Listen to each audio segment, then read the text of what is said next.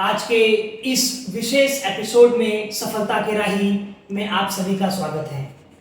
मैं आप सभी दर्शकों से रिक्वेस्ट करता हूं कि आज का ये एपिसोड हमारा पूरा अंत तक देखें, क्योंकि आज के एपिसोड में आपको कुछ महत्वपूर्ण जानकारी मिलने वाली है। आज हम जिस विषय पर चर्चा करने वाले हैं वो है इस्कॉन। कल्याण के अमृत पार्क में युवाओं के लिए, यहाँ के सभी श्रद्धालुओं के लिए इस्कॉन की क्या योजनाएं हैं, इस्कॉन किस प्रकार काम करता है और जिनका जीवन हम सभी के लिए प्रेरणादायी है, ऐसे शख्सियत का आज हम साक्षात्कार करने जा रहे हैं। मैं आप सभी का परिचय करवाना चाहूंगा अनिरुद्ध भगवान प्रभु जी से। हरे कृष्ण। सर, आपकी जर्नी कैसी रही है? हम तो ये जानना चाहेंगे कि आजकल के जो युवा होते हैं उनका जो सपना होता है, उनके माँ बाप का जो दबाव होता है कि उन्हें अच्छे से पढ़ाई करनी है, पढ़ाई करने के बाद उन्हें कहीं जॉब करना है या फिर कहीं बिजनेस करना है, पर आपने अपना मार्ग अलग चुना, तो उसके पीछे की पूरी कहानी मैं और हमारे दर्शक जानना चाहेंगे। तो हरे कृष्णा। सबसे पहले तो मैं आपका धन्यवाद करना चाहूँगा कि आपने हमको ये प्लेटफॉर्म दिया है जिसमें हम लोग कुछ चर्चा कर सकते हैं इस विषय में। और मेरी कहानी ऐसा बोल सकते हैं कि 2013 में, जब मैं 13 साल का था, तो स्कूल में मैं 8th में था, तब से स्टार्ट हुई। तो 5th 6th से ही टीचर जो हैं कुछ सेल्फ रियलाइजेशन के बारे में या फिर मेडिटेशन के बारे में बताते थे। तो मेडिटेशन में ऐसे बोलते थे आप मेडिटेट करो तो आपका कंसंट्रेशन लेवल बढ़ेगा, आपको अच्छे से पढ़ाई होगी। तो कुछ टीचर्स बोलते थे कि थर्ड आई करके कुछ होता है, इससे आप एक जगह पे बैठे बैठे सब जगह घूम के आ सकते हो। तो बच्चों को तो ये चीज़ें बहुत भाती है। और फिर मैंने देखा था एस्ट्रल ट्रैवल करके कुछ होता है, थोड़ा सा देखा था, तभी तो इंटरनेट का एक्सेस नहीं था मेरे पास। तो मुझे इन सब में इंटरेस्ट आया और कहीं ना कहीं ऐसा लगा कि भगवत गीता इन सब से कनेक्टेड है, तो मुझे पढ़ने की बहुत इच्छा हुई। तो मैंने अपने मम्मी से कहा, तो उन्होंने कहा कि इस्कॉन करके एक मंदिर है और उन्होंने उसके बारे में सुना है, उनको वहाँ पे जाना भी है और साथ में भगवत गीता भी ले लेंगे जी। ऐसे करके मेरी जो माता है वो मुझे लेके गए और फिर वहाँ पर उन्होंने भगवत गीता और एक और बुक ली, आत्म साक्षात्कार का विज्ञान। जी जी जी, आत्म साक्षात्कार का विज्ञान। जी यही तो यही वो बुक है, सबसे पहली बुक जो मैंने पढ़ी। इसके मैंने टॉपिक्स देखे सबसे पहले तो मुझे बहुत अच्छा लगा। एक्चुअली मैंने इंग्लिश में ली थी, साइंस ऑफ सेल्फ रियलाइजेशन। इसमें सब कुछ था कि स्पिरिचुअलिटी क्या होता है और गुरु कौन होते हैं, किस प्रकार से गुरु का चयन करना चाहिए और अलग अलग प्रकार के विषय जो बहुत अट्रैक्टिव लगे उस समय। तो मैंने बुक ली और उसको पढ़ा। तो उसमें सबसे मेन चीज़ मुझे तभी हिट ये की, उसमें ऐसा बोला था कि जो भी बताया रहे हैं वो मैं अपने मन का नहीं बता रहा हूँ। जो लेखक थे कृष्ण कृपामूर्ति जी, अभय शरणानंद, भक्तिवेदांत स्वामी जो इस्कॉन के संस्थापक आचार्य हैं जी, तो उन्होंने ऐसा कहा कि जो भी मैं बता रहा हूँ मैं अपने मन से नहीं बता रहा हूँ, बल्कि इस सृष्टि के जो जिन्होंने बनाई है सृष्टि, रचयिता जो है, रचयिता जो है ना, तो वो जो इस सृष्टि के बारे में बता रहे हैं उससे मैं बता रहा हूँ। मैं सोचा हाँ ये तो परफेक्ट नॉलेज है। फिर तो ऐसा हम देखते हैं, समझो कोई एक फोन है, जैसा ये रिकॉर्डिंग डिवाइस है, तो इसके बारे में अगर मुझे जानना है तो इसके जो प्रोड्यूसर है कंपनी है वो एक यूजर मैनुअल देगी, राइट। उसमें से हम देख के सब समझ सकते हैं, इसका हर एक फीचर समझ सकते हैं, कैसे यूज करना है, क्या नहीं करना है, सब समझते हैं। तो उसी प्रकार से मुझे लगा कि ऐसे सुना नहीं था पहले कभी कि दुनिया जिन्होंने बनाई है वो यूजर मैनुअल दे रहा है, तो ये क्या चीज़ है। मुझे लगा सही है। तो स्टार्टिंग में काफ़ी उसमें नॉलेज था, बहुत सारी चीज़ों के बारे में, हिस्ट्री के बारे में बहुत नॉलेज था, एक्चुअल हिस्ट्री के बारे में, वो एक अलग ही डिस्कशन बन सकता है। सर जी सर, सर इस्कॉन की क्या विशेषताएं हैं और ये हमारी कैसे मदद कर सकता है स्पिरिचुअलिटी तक पहुंचने में? तो इस्कॉन एक संस्था है जो जिसके जो आधार है, फिलोसॉफिकल जो आधार है वो शास्त्रों में बेस्ड है, जो करोड़ों सालों से भारत में और पूरी दुनिया में चलते आ रहे हैं। वेद, पुराण, उपनिषद, इनके ऊपर वो आधारित है। केवल संस्था के रूप में अभी उसका कुछ 60-50 साल पहले इनकॉर्पोरेशन हुआ, श्रील प्रभुपाद द्वारा वो इनकॉर्पोरेशन किया गया। और जैसे आप जानते हो कि इंडिया में उस वक्त कोई इसको इम्पोर्टेंस नहीं दे रहा जी जी, है ना। जो इसके जो फाउंडर आचार्य हैं वो करीबन 12 से 15 साल उन्होंने इंडिया में बहुत प्रयास किया लोगों को इसके बारे में बताने का। जी जी लेकिन कोई उसको सीरियसली नहीं ले रहा। जी जी। फिर उन्होंने सोचा कि सब लोग वेस्ट को फॉलो कर रहे हैं, अमेरिका को फॉलो कर रहे हैं, जी बिल्कुल। मैं एक काम करता हूँ अमेरिका में जाके ये बताता जी। हूँ, और फिर वो करेंगे तो ऑटोमेटिकली ये लोग भी करना स्टार्ट करेंगे, और वही आज हुआ है। जी वही आज हुआ है। तो वो अमेरिका गए और वहां पे उन्होंने ये जो नॉलेज है, सेम नॉलेज, ऐसा बोलते थे old wine in new bottles, same knowledge है जो हमारा एकदम traditional cultural highly philosophical knowledge है, उसको बस प्रॉपर वे में उन्होंने प्रेजेंट किया to each and every card, every crowd, irrespective कौन से एज के हैं, कौन से जेंडर के हैं, कौन से कास्ट के हैं, कौन से रिलीजन के हैं, कौन से देश के हैं, सभी को वो नॉलेज भागे, क्योंकि वो आत्मा के बारे में नॉलेज है। ये जितनी भी चीजें हमने सुनी कि जाति, धर्म, देश, ये सब तो शरीर के ऊपर बेस्ड है, लेकिन अगर हमारी पहचान हम लोग आत्मा से करने लगे हैं तो इन चीजों की रुकावटें नहीं आएंगी। तो सभी को भाग गई और सब लोग ने उसको एक्सेप्ट किया, अच्छे से फॉलो करना स्टार्ट किया। फिर 1970 में श्रील प्रभुपाद उनको लेके इंडिया में आए, और यहाँ पे भी स्टार्टिंग में लोग बोलते थे कि ये तो गौरवों का मंदिर है ना, अंग्रेजों का मंदिर है, उनको मालूम नहीं था ये क्या है जी। लेकिन अभी हम देख रहे हैं कि धीरे धीरे लोग अच्छे समझ चुके हैं और इंडिया में बहुत सारे मंदिर बन चुके हैं जी। तो इस्कॉन ये संस्था लोगों के अंदर आध्यात्मिक जागरूकता लाने का प्रयास कर रहा है, जो लोग भूल चुके हैं पूरी तरीके से। अभी जो ब्रिटिश इन्वेजन हम लोग देखते हैं कि इंडिया में बहुत सारे इन्वेशन हुए, टर्क्स आए, मुगल्स आए, पोर्चुगीज आए, इन सब लोगों ने, और फिर ब्रिटिश जो एकदम मेन, जिसने पूरी तरीके से कल्चर को उलट पलट कर दिया। इसके पहले जितने भी इन्वेडर्स आए थे उनमें से किसी ने भी कल्चर के ऊपर वार नहीं किया, उन्होंने बस गुरुकुल तोड़े, मंदिर तोड़े, पैसा लूटा, चले गए।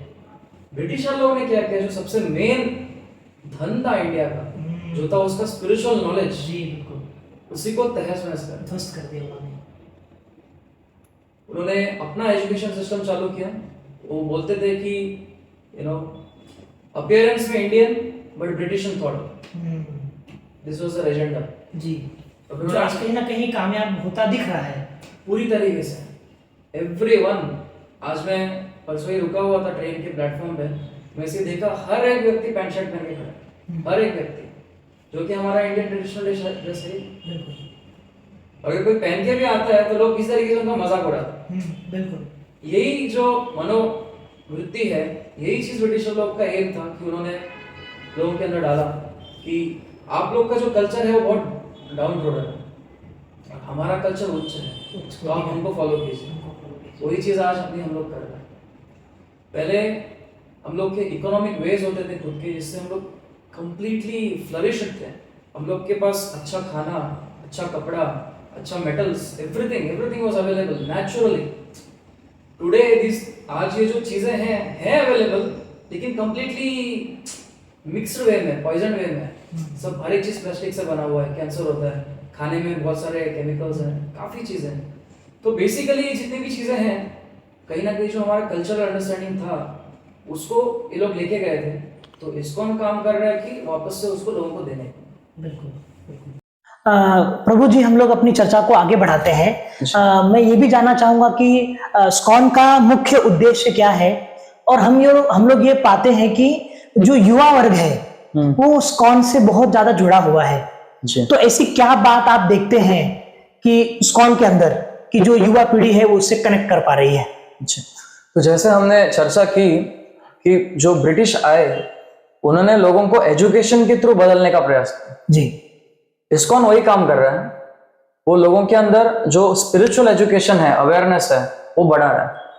और आप जनरली देखोगे कि जो यंग रहते हैं they are more apt towards gaining things. जैसे जैसे एज बढ़ती जाती है जनरली लोग सीखना छोड़ देते हैं जी। बिल्कुल। तो जो युवा वर्ग है वो हमेशा खुला रहता है, खुला दिमाग रहता है उनका, वो सीखना चाहते हैं।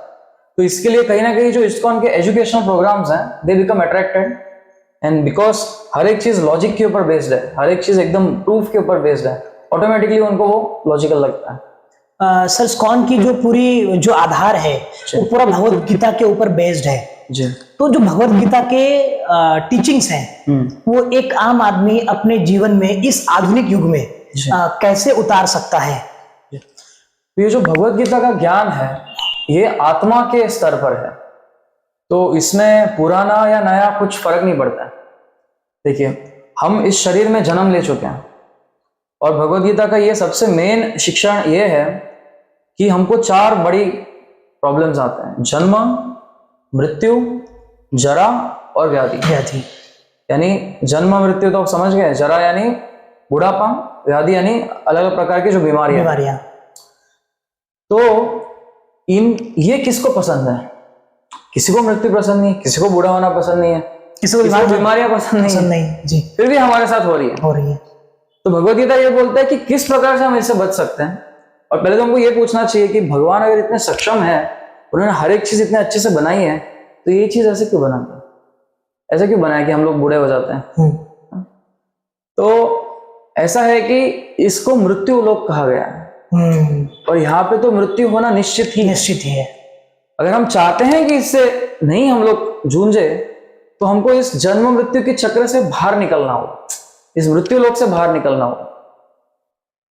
और आत्मा का जो एक्चुअल स्थान है, निवास स्थान बोलते हैं, जैसे अभी आप देखोगे हम 2 प्रकार की चीजों से बने, एक तो है ये शरीर, दूसरा आत्मा।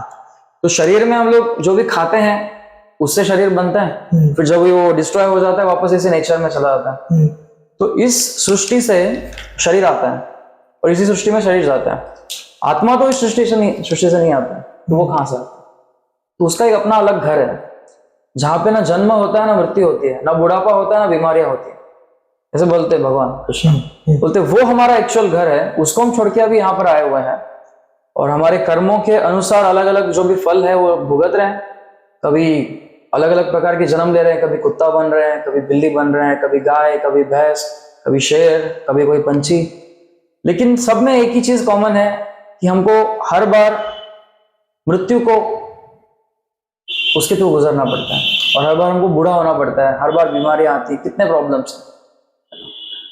तो इससे किस प्रकार से बच सकते हैं, ये शिक्षा है भगवत गीता की। और चाहे वो पुराना युग हो, चाहे आधुनिक युग हो, और चाहे और आधुनिक हो जाए युग, ये तो हमेशा रेलेवेंट रहेगा। और अगर हम सोचे कि नहीं, मुझे बिजनेस में मैं किस प्रकार से अच्छा कर सकता हूँ और अपने पढ़ाई में किस प्रकार से अच्छा कर सकता हूँ, तो एक चीज है कि जैसे हम लोग आध्यात्मिक जीवन में आते हैं तो हम लोग सत्वगुण में आ जाते हैं, और जैसे हम लोग सत्वगुण में आते हैं तो ऑटोमेटिकली बाकी चीजें ऑटोमेटिकली बराबर हो जाती है। वो साइड बेनिफिट है। मेन बेनिफिट तो ये है कि जन्म मृत्यु के चक्र से मुक्ति मिलेगी।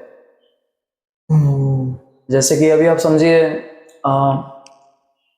हमको अगर एक कार ली हम लोग ने, तो कार में साइड में 2 शीशे भी आते हैं, राइट है ना? तो मैं सोचूंगा कार का यूज सिर्फ मैं शीशे में दिखने के लिए करूंगा, तो कुछ मतलब नहीं है, लेकिन बहुत किंचित मतलब। शीशा तो मैं डायरेक्टली किधर और जगह पे देख सकता हूँ। तो कार का मेन काम है उसमें बैठ के सवारी करके किसी जगह पे पहुंचना, राइट। तो उसी प्रकार से भगवत गीता का मेन उद्देश्य है इस आत्मा को परमात्मा के पास वापस लेके जाके उसके एक्चुअल निवास स्थान में लेके जाना। उसके साथ बाकी बेनिफिट्स भी मिलेंगे, लेकिन अगर ये बेनिफिट नहीं लिया तो क्या ही यूज है? सर, अभी आपने 2-3 बार जिक्र किया आत्मा का, तो ये आत्मा क्या है और ये आत्मा का मिलन परमात्मा से कैसे हो सकता है? तो ये तो पूरा बहुत बड़ा टॉपिक है डिस्कशन का, लेकिन मैं कुछ शब्दों में बोलने का प्रयास करूंगा कि आत्मा हम है, हम आत्मा है। और भगवान इसका विश्लेषण देते हैं कि आत्मा वो है जो कभी कट नहीं सकती, कभी जल नहीं सकती, कभी सूख नहीं सकती, उसका ना जन्म हुआ है ना मृत्यु हुई है ना। और वो अलग अलग जन्म में हम लोग, ये जो शरीर है एक प्रकार से, जिस प्रकार से हमने अभी कपड़े पहने हुए हैं बाहर, तो उसके अंदर हम लोग हैं, उसी प्रकार से हम शरीर के अंदर आत्मा है और बाहर जो शरीर है वो कपड़ों के रूप में है, ऐसा। और हम सभी जितने भी आत्मा हैं वो परमात्मा से ही आए हैं। और एक्चुअली में ये जो टर्म है कि परमात्मा में मिलन हो जाता है, ऐसा नहीं होता है। होता ऐसा है कि भगवान जो है उनकी अलग अलग लीलाएं चालू रहती हैं। हम बोलते हैं जैसे यहाँ पर धाम है, वृंदावन धाम, अयोध्या धाम, जी बिल्कुल, अलग अलग धाम होते हैं। तो ये एक रेप्लिका है, एक छोटा सा ट्रेलर है भगवान का। ऐसी धाम स्पिरिचुअल वर्ल्ड में ओरिजिनली इटर्नली चालू है। अयोध्या धाम है, इटर्नली वहां पे भगवान राम अपनी लीलाएं कर रहे हैं। गोलोक धाम है, वहां पे इटरनली कृष्ण अपनी लीलाएं कर रहे हैं। द्वारका है, वहां पे वासुदेव कृष्ण अपनी इटरनली अपनी लीलाएं कर रहे हैं। तो हम भी उन लीलाओं के भाग हैं, लेकिन अभी उसको छोड़ के यहाँ पर आए हैं। तो जब हमको मुक्ति प्राप्त होती है, वापस हम लोग उन लीलाओं में जाते हैं, भगवान के साथ उनकी सेवा करते हैं, कभी उनके मित्र के रूप में, कभी उनके सेवक के रूप में, कभी उनके माता पिता के रूप में, कभी उनके बच्चे के रूप में, या उनके प्रेमी के रूप में। सर हम लोग आगे बढ़ते हैं तो हमें देखते हैं कि इस्कॉन की जो पूरे के लोग जो होते हैं, जुड़े हुए लोग होते हैं, वो हमेशा किसी को नमस्ते के बजाय हरे कृष्ण कहते हैं जी। इससे तो उनका दिन में न जाने कितनी बार हरे कृष्ण का उच्चारण हो जाता है। तो ये हरे कृष्ण का क्या महत्व है, उसके बारे में जरा प्रकाश डालिए। जी। तो जैसे आपने पूछा कि किस प्रकार से मिलन हो सकता है जी, तो किस प्रकार से हम मुक्ति पा सकते हैं, जी, है ना। तो यही पूरा जो इस्कॉन का एम है कि ज्यादा से ज्यादा लोगों को जन्म मृत्यु की तकलीफ से मुक्त करना। अभी ये हमारा पहला जन्म नहीं है, इसके पहले हम लोग बहुत जन्म ले चुके होंगे जी, और उसमें बहुत कर्म कर चुके हैं, जिसके फल स्वरूप में हमको अभी बहुत सारे अच्छी चीजें भी मिलती हैं, बहुत सारे बुरी चीजों का भी एक्सपीरियंस करना पड़ता है।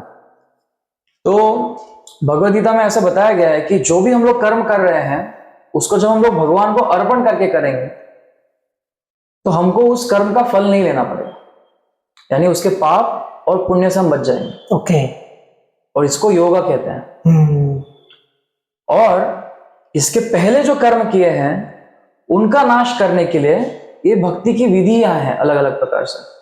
तो उसमें अलग अलग आता है, पहले श्रवण आता है, फिर कीर्तन आता है, फिर स्मरण आता है। तो श्रवण में हम लोग अलग अलग प्रकार के जो ग्रंथ है वो सुनते हैं, फिर कीर्तन करते हैं, जो ये भगवान का नाम है। ये जो भगवान का नाम है ये भगवान से भिन्न नहीं है। भगवान सामने खड़े हैं और भगवान का जो नाम है, दोनों में कुछ फर्क नहीं, कुछ फर्क नहीं। ये बस हमारे रियलाइज करने की बात है। अभी हम लोग नहीं रियलाइज कर पा रहे हैं, एक टाइम आएगा तो रियलाइज कर पाएंगे। तो जितना हम इस नाम का उच्चारण करते हैं उतना जो हमारे पहले के कर्मों के जो फल है उनका नाश कर पाते। और उसी तरीके से हम जो हमारा ओरिजिनल कॉन्शियसनेस है उसमें हम लोग आते हैं।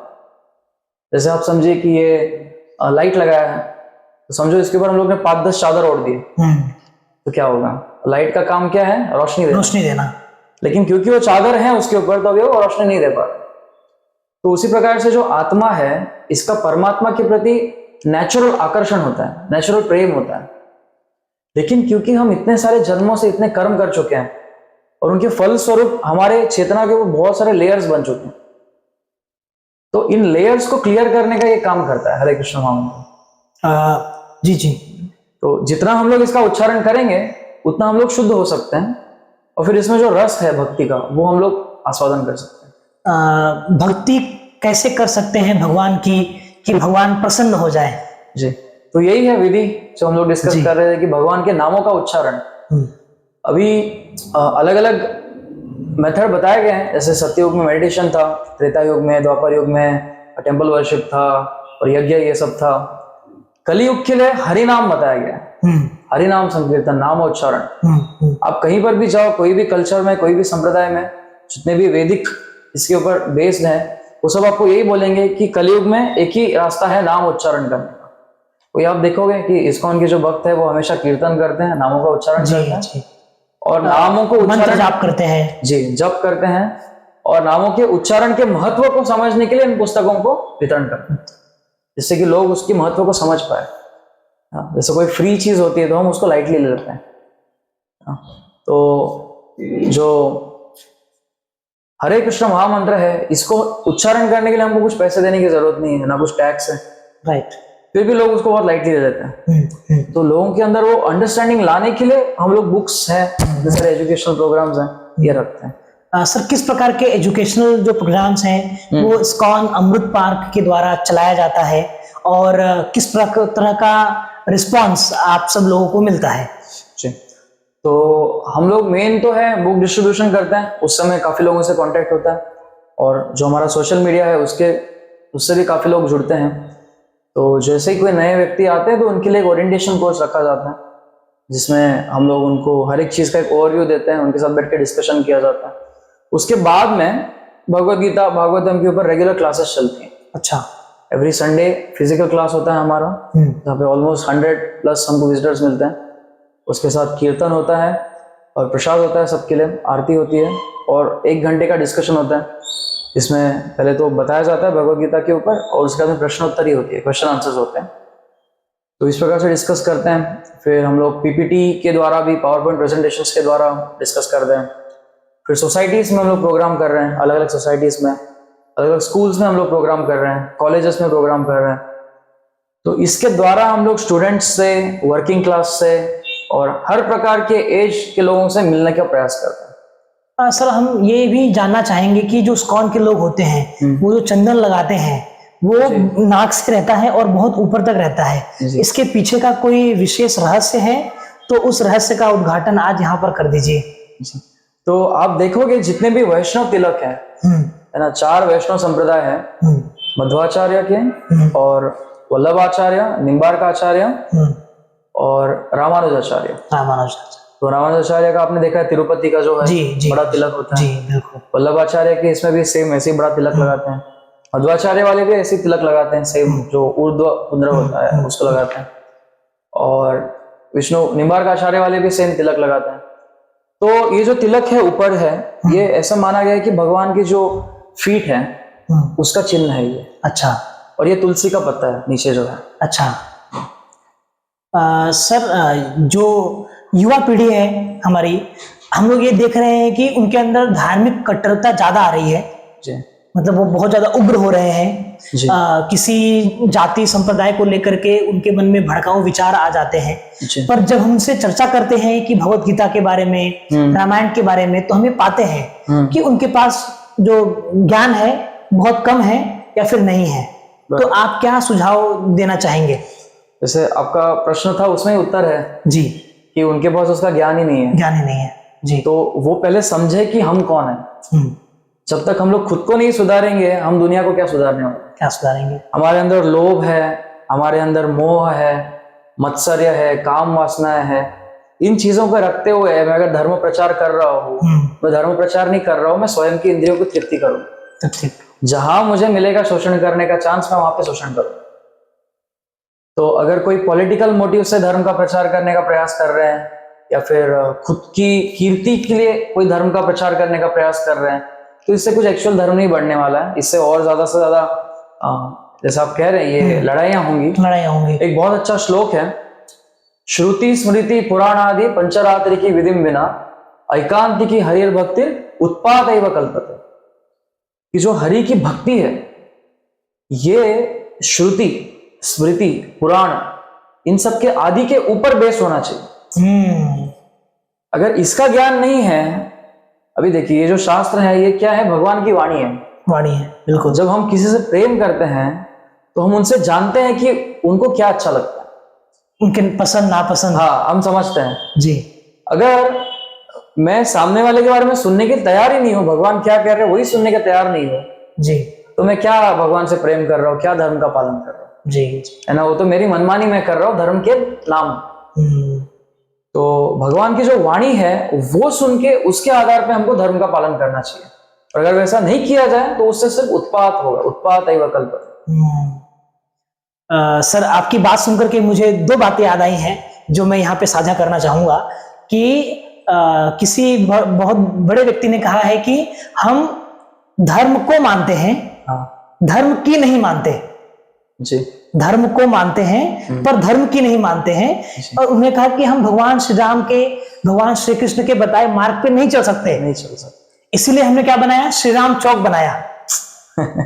इसलिए हम शिवाजी महाराज के बताए रास्ते पर नहीं चल सकते, इसलिए हमने उसका नाम रखा छत्रपति शिवाजी महाराज चौक। सर, आपसे हम ये भी जानना चाहेंगे कि जो युवा पीढ़ी है वो उनके सामने बहुत सारे चैलेंजेस आ रहे हैं। वो अपने एनर्जी का सही तरीके से उपयोग नहीं कर पा रहे हैं। उनको कुछ बुरी चीजों का लत लग गया है, मोबाइल का लत लग गया है। तो कैसे हम अपने आप को बचा सकते हैं और अपनी ऊर्जा का सदुपयोग करके हम राष्ट्र के निर्माण में, स्वयं के निर्माण में कर सकते हैं? तो जो हम देखते हैं और जिन चीजों के आसपास हम लोग आते हैं वही चीजें हम लोग अपने जीवन में अपनाते हैं। तो जो युवा पीढ़ी है वो पूरे समय अपना क्या कर रही है? जो कमर्शियल एड्स हैं, मूवीज है, सोशल मीडिया है, यही देखने में टाइम वेस्ट करता है मेजोरिटी टाइम। तो जो एड्स है उनका तो यही एम है कि ज्यादा से ज्यादा अपने सर्विसेज प्रोडक्ट्स बेचें। तो वो जो आपके अंदर जो काम वासना है, आपके अंदर जो लोभ है, मोह है, उसको टारगेट करता है और अपने प्रोडक्ट्स बिकवा रहे हैं। इसके फलस्वरूप क्या हो रहा है, जो इंद्रिय संयम है वो लोग खोते जा रहे हैं, मन का आपा खोते जा रहे हैं। तो जरूरी है कि लोग समझे कि हम अपना कीमती समय सामने वाले को बेचे नहीं। हम जिसको मनोरंजन समझ रहे हैं वो एक प्रकार से हमारा कमर्शियली यूज हो रहा है। तो इस बात को समझ के हम लोग जो हमारा समय है, कुछ समय जो हमारे एक्चुअल हित चिंतक हैं, जिन्होंने हमको बनाया है, वो हमारा सच में चिंता करेंगे, हमारा हित चाहेंगे, वो क्या बता रहे हैं भगवत गीता में, भागवतम में, वो एक बार सुनने का प्रयास करें और उसके बाद ऑटोमेटिकली बाकी चीजों पे कंट्रोल आएगा। जी, मैं बोलूंगा कि आप इन सब चीजों पे कंट्रोल मत कीजिए और बंद कर दीजिए फोन देखना। 4 दिन फोन देखना बंद करेंगे, वापस चालू कर देंगे, है ना। तो इसका ओरिजिनल नेचुरल सॉल्यूशन यही है कि वो इन चीजों के ऊपर कंट्रोल करिए। जो षड्वेग है, 6 प्रकार के हमारे काम, क्रोध, लोभ, मोह, मत्सर्य, ये जो है, इसको कैसे कंट्रोल करें। और ये तभी हो सकता है जब वो भगवान की वाणी सुन के उसका थोड़ा पालन करने का प्रयास करें। जी, और इसका जो अंडरस्टैंडिंग है वो बहुत सिंपल है। आप देख सकते हैं, देखो हमको कौन इन्फ्लुएंस करता है, टीवी एक्टर्स जी, जिनका हमको सबको पता है रियल लाइफ पूरा अलग होता है, रियल लाइफ पूरा अलग होता है। बिल्कुल। फिर बिजनेसमैन तो बैठे ही है कि हमसे किस प्रकार से प्रॉफिट कमा सके, ये न के न प्रकार है जी जी। और फिर आते हैं पॉलिटिकल लीडर्स या जो भी रूल करना चाहते हैं जी जी, वो तो हम जानते हैं कि कैसे किस प्रकार से अपने वादों को निभाते हैं ना जी। तो उसके वजह से हम लोग जो लाइफ जी रहे हैं, कहीं ना कहीं इन तीनों ने हमारे लाइफ को डायरेक्ट किया हुआ है। तो हम सोच सकते हैं कि ये तीनों के तीनों हमारा हित चिंता सोचेंगे या खुद का फायदा सोचेंगे, या खुद का हित सोचेंगे, है ना जी। और भगवान हमारा अच्छा सोचेंगे या हमारा शोषण करेंगे। भगवान ने हमें धरती पे भेजा है, हम सभी जो है वही हमारे भगवान की संतानें हैं, हम भगवान के हैं, संतानें हैं, है ना। भगवान हमारा बुरा चाह ही नहीं सकता, सवाल ही नहीं उठता। और यहाँ पर हम देख रहे हैं कि ये किसी ना प्रकार से हमको थोड़ा शोषण करेंगे, तभी तो उनका फायदा होगा। तो हमारे ऊपर है कि हमारा समय हम किसको दें, जो हमारा शोषण करने के लिए बैठे उनको दे पूरा समय, या कुछ समय थोड़ा बुद्धि का विचार, विवेक का विचार करके भगवान को दे, जो सच में हमारा हित चिंता चाहता है। ये एक विचार युवा पीढ़ी को करना चाहिए, कि आगे की बातें तो ऐसे हैं कि हम कितना भी बताए वो नहीं सुनेंगे, मतलब भी नहीं है। ये एक चीज वो समझ जाए, ऑटोमेटिकली बाकी की चीजें वो समझ जाएंगे। भगवत गीता क्यों पढ़नी चाहिए और कैसे पढ़नी चाहिए? भगवत गीता को नित्य रूप से पढ़ना चाहिए, और जो ऑलरेडी पढ़ चुके हैं, जिस प्रकार से भगवत गीता में बताया कि जो तत्वदर्शी हैं, भगवान बताते हैं कि तद्विद्धि प्रणिपाते न परिप्रश्नेन सेवया उपदक्षयन्ति हम ते ज्ञानम ज्ञानिनास तत्वदर्शिना। मतलब आपको एक गुरु के पास जाना चाहिए, गुरु यानी जो ऑलरेडी पढ़ चुके हैं, उसको समझ चुके हैं, जो अपने जीवन में उसको उतार रहे हैं, है ना। तो उनके पास जाके हमको थोड़ा सा प्रणिपात करना है, यानी जो बोलेंगे थोड़ा सुनने को तैयार रहना है, थोड़ा सा, है ना। जैसे अब हम लोग स्कूल में जाते हैं जी, तो आप देखोगे कि जब तक हम लोग टीचर का सुनने को तैयार ही नहीं होंगे तो क्या मतलब है जी, बिल्कुल, है ना। तो तद्विधि प्रणिपाते है ना, और परिप्रश्न है ना, हमको क्वेश्चन आंसर करना चाहिए, सेवा करते हुए जी। फिर वो हमको उपदेश देंगे, जो उन्होंने देखा है तत्वदर्शन, वो हमको देंगे। इस प्रकार से हम लोग सच में भगवद गीता को समझ सकते हैं। और क्यों पढ़ना चाहिए, जो हमारे पिछले प्रश्न में हम लोगों ने डिस्कस किया, क्योंकि वो भगवान बता रहे हैं हमारे सबसे उत्तम हित के लिए है, वो परम उद्धार हमारा हो सकता है उससे, उसके लिए हमको पढ़ना चाहिए। भगवान श्री कृष्ण ने बहुत अनेकों प्रकार की लीलाएं की हैं, तो हम चाहेंगे कि संक्षिप्त में हम अपने दर्शकों को भगवान श्री कृष्ण के लीलाओं के बारे में अवगत करा सके जी। तो भगवान की लीलाएं जो है वो अनंत है, है ना। जैसे मैंने कहा कि आध्यात्मिक जगत में वो चलते रहते हैं, उसका एक छोटा सा हमको यहाँ पर ट्रेलर देखने को मिलता है। जब भगवान यहाँ पर आते हैं, और वो क्यों आते हैं, ताकि वो हमको वापस लेके जा सके, याद दिला सके कि देखो आपका घर ये है, आप यहाँ पर इस जन्म मृत्यु से जूझ रहे हो, लेकिन ये देखो।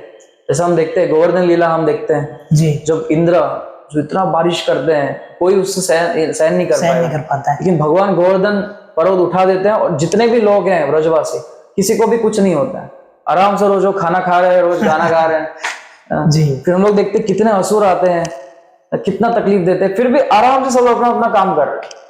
कोई भी ऐसा नहीं जो भूखा सोया है, सब लोग अच्छे से खा रहे हैं, नेचुरल फूड खा रहे हैं। तो ये भगवान की धरती है, भगवान इतनी चीजें बना सकते हैं। तो आप सोचिए ना, क्यों ऐसे बीच बीच में छोटे छोटे लूप होल है कि कोई भूखा रह रहा है, कहीं पे इंजस्टिस हो रहा है। तो ये भगवान की कमियां नहीं है, ये हमारे कर्मों के फल है, हमारे कर्मों के फल है। अगर हम भगवान के बताए हुए राह पे चले तो इस प्रकार से हम लोग लीलाओं में देखते हैं कि हमेशा वो लोग खुश हैं, इस प्रकार से हम लोग खुश रह सकते हैं। और भगवान के साथ बस एंजॉयमेंट होता है, हमें काम नहीं होता है, यहाँ पे हमको काम करना पड़ता है एक प्रकार से। जो हम लोग अब इसको ऐसा समझ सकते हो कि समझो कोई व्यक्ति, हम उनको इम्प्रेस करना चाहते हैं ना जी। तो हम जब भी उनके लिए कुछ करते हैं तो हम उसको काम के जैसे नहीं करते, हम मजे से करते हैं कि वाह जिनको इम्प्रेस करते हैं, एकदम खुश होके करते हैं। जी जी। तो उसी प्रकार से भगवान की सेवा की जाती है, उसमें आनंद मिलता है, वो काम की तरह नहीं करते हैं। तो लीलाओं में हमेशा वो रहता है और कभी काम नहीं रहता है। तो ऐसा जीवन भगवान ने हमारे लिए बनाया है, जिसको हम लोग छोड़ के यहाँ पर आके एक प्रकार से जन्म मृत्यु के चक्र में फंसे हुए हैं। धर्म और विज्ञान जी, हमेशा दोनों में एक स्पर्धा रहती है। जो धर्म से जुड़े हुए लोग रहते हैं वो विज्ञान को नकारते हैं, और जो विज्ञान से जुड़े लोग रहते हैं वो धर्म को नकारते हैं जी, या फिर उसको नीचा दिखाते हैं। जी। तो इसमें आपका क्या टेक रहेगा इस दोनों धर्म और विज्ञान के विषय पर? ये तो वापस बहुत बड़ी चर्चा का विषय है, लेकिन अगर संक्षिप्त में कहे तो विज्ञान यानी वैज्ञानिक। कोई भी वैज्ञानिक हर एक विज्ञान के फील्ड में एक्सपर्ट नहीं होता, किसी एक फील्ड में एक्सपर्ट होता है। अगर हम लोग एक चलो मेडिकल विज्ञान मानते हैं, मेडिकल साइंस, तो ऐसा कोई डॉक्टर है जिसको हर एक बॉडी पार्ट के बारे में सब कुछ पता है? नहीं। हम देखते हैं कैंसर स्पेशलिस्ट अलग होते हैं, आई स्पेशलिस्ट अलग होते हैं, ईयर स्पेशलिस्ट अलग होते हैं। उसमें भी बहुत सालों से स्टडीज हुए हैं, उसको संक्षिप्त में इनको 4-5 साल में सिखाया जाता है, तो वो मास्टरी करते हैं, फिर वापस 5-10 साल का एक्सपीरियंस लेते हैं, फिर वो एक ऑर्गन में एक्सपर्ट होते हैं। राइट। तो वो पूरे दुनिया के बारे में कैसे बता सकते हैं? वो बस उस फील्ड के बारे में बता सकते हैं। उसी प्रकार से अलग अलग जो वैज्ञानिक है वो अपने फील्ड के बारे में बता सकते हैं। और जो धर्म है ये अलग ही साइंस है, स्पिरिचुअल साइंस है, आध्यात्मिक विज्ञान है।